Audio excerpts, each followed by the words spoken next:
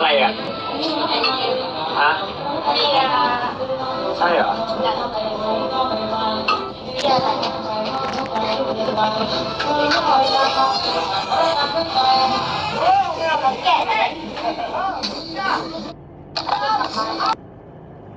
ครับ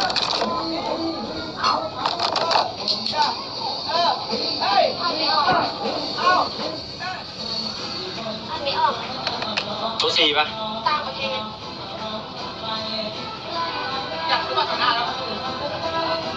ไปกินยาก็ดีกว่าดีกว่าไ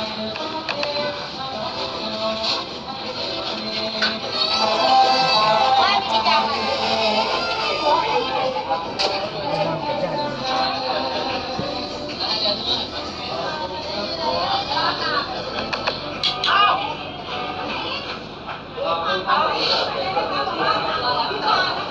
ขอบคุณ1 แทนครับที่พิมพ์แล้วค่ะครับ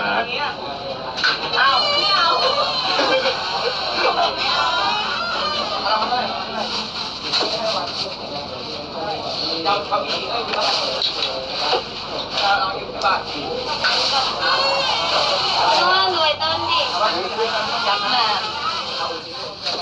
เป็นปลากราบจัดใช่ ต้นดิเดี๋ยวพี่ต้องรอดูต้องรอดูฉันจะให้น้องแววเขาบอกว่าพี่ต้องยับอ่ะวิ่งแบบ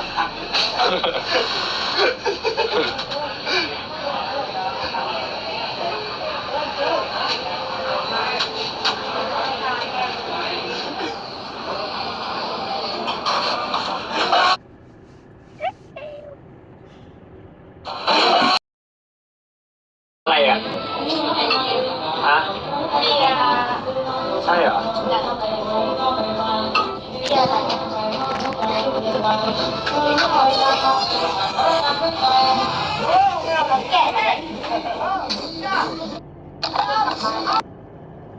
ครับ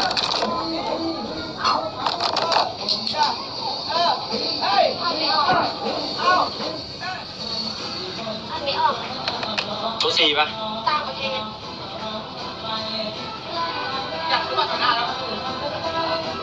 ไปกินยาก็ดีกว่าดีกว่าไม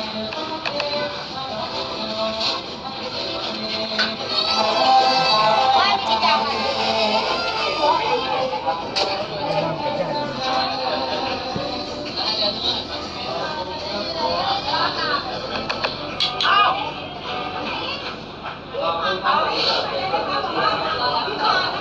ขอบคุณ1 แทนครับที่พิมพ์แล้วค่ะครับ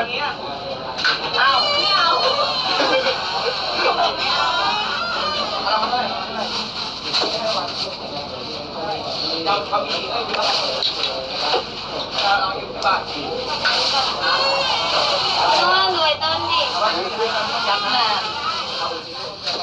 เป็นปลากราบจัดใช่ ต้นดิเดี๋ยวพี่ต้องรอดู